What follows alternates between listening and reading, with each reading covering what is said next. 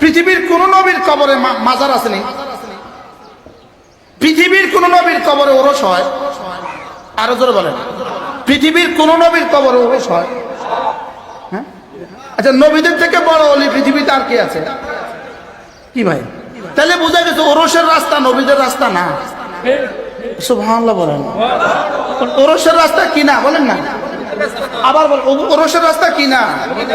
আচ্ছা, ১৬ লক্ষ সাহাবা কারোর কবরে ওরস আছে, তাহলে বোঝা গেছে সিদ্দিকদের রাস্তা কি না, ওরসের রাস্তা না।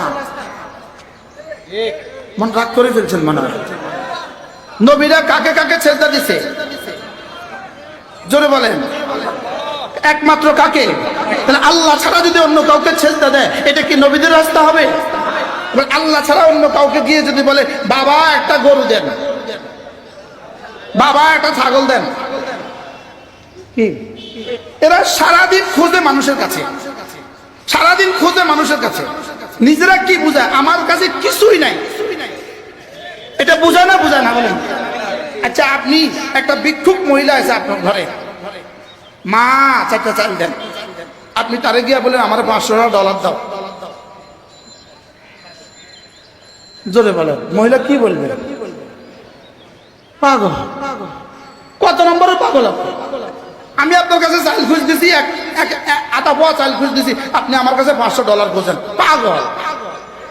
এখন আজকে সারা বাংলাদেশের মাজার ভাড়া ঘুরি ঘুরি গরু খুঁজে আর ছাগল খুঁজে, আপনি তার কাছে গিয়া মাইয়া ছেলে খুঁজেন।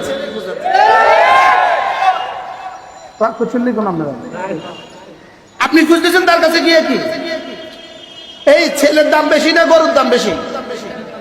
তো ভিক্ষুকে আপনার কাছে খুঁজতেছে কি? ভিক্ষুকে আপনার কাছে কি খুঁজতেছে? এক মুঠ চাল, আপনি তার কাছে $500 চাইতেছেন, আপনি কি?